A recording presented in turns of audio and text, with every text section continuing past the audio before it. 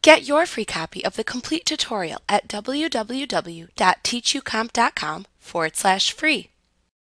You can enter employee payroll information when you add new employees to the employees list within the new employee window.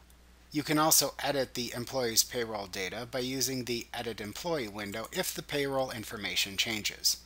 In either the New Employee or Edit Employee windows, you can enter or edit payroll information by selecting the Payroll Info tab at the left side of the window.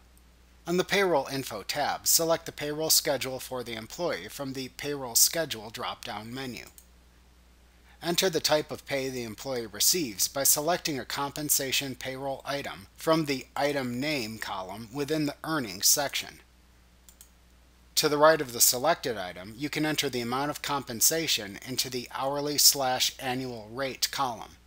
Enter any additions, deductions, or company contributions into the Additions, Deductions, and Company Contributions section by selecting the name of the desired payroll item from the Item Name column. Enter the amount for each item entered, as well as the annual limit for each if needed.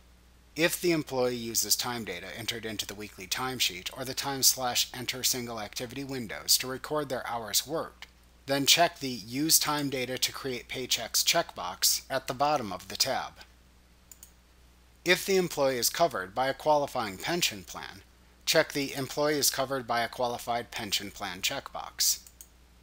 Then set the employee's payroll tax data by clicking the Taxes button to open the Taxes dialog box. Enter the employee's payroll tax withholding information into the Federal, State, and Other tabs. Note that the Other tab is used for any special state or local payroll tax information required. After you have entered their payroll tax information, click the OK button within the Taxes dialog box to return to the New Employee or Edit Employee window. To enter the employee's sick and vacation time, click the Sick/Vacation button within the Payroll Info tab to open the Sick and Vacation dialog box. In the Sick and Vacation sections, use the Accrual Period drop-down to select how the employee accrues sick and vacation time. Enter the number of hours to accrue, the maximum number of hours to accrue, when to begin accruing hours, as well as if and when the number of hours are to be reset, by entering the desired values into the fields that are available.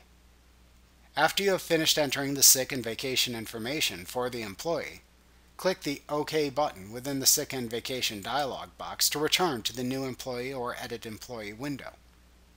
When you are finished setting up the employee's payroll data, click the OK button within either the New Employee or Edit Employee windows to close the window and save your changes.